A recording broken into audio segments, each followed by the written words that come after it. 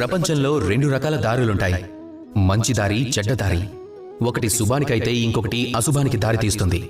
చాలాసార్లు అజ్ఞానం కారణంగా మనం ఏ మార్గాన్ని ఎంచుకుంటామో అది చెడు దారి ఉంటుంది. అలాగే మిమ్మల్ని మీరు సమర్థించుకుంటారు కూడా, నేను ఇదే దారిలో వెళ్ళాలని, ఇక నుంచి వెనక్కి వెళ్ళలేమని. కానీ నేను మీకు నిజం చెప్పాలంటే అదంతా కేవలం మీ భ్రమ. మీలో కాస్త సంకల్పలోపం ఉందంతే. సంకల్పాన్ని మేల్కొల్పండి, అలాగే పెంచుకోండి. మీరందరూ ఒక విషయాన్ని బాగా గుర్తుంచుకోండి, ఈ ప్రపంచంలో తిరిగి రాలేని మార్గం అంటూ ఏదీ లేదు. మనం మార్చుకోలేనటువంటి ఆలోచన కూడా లేదు.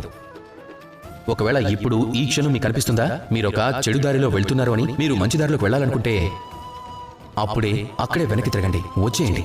మీరు ఆరంభించిన స్థానానికి. మీకు ఏదైతే మంచి చేస్తుందో ఆ దారిని ఎంచుకోండి. కాస్త సమయం పడుతుంది, కానీ ఖచ్చితంగా మీ మనసు అలాగే మీ బుద్ధి రెండూ కూడా మంచిగా మారతాయి. రండి, నాతో పాటు ప్రేమగా పలకండి, రాధాకృష్ణ.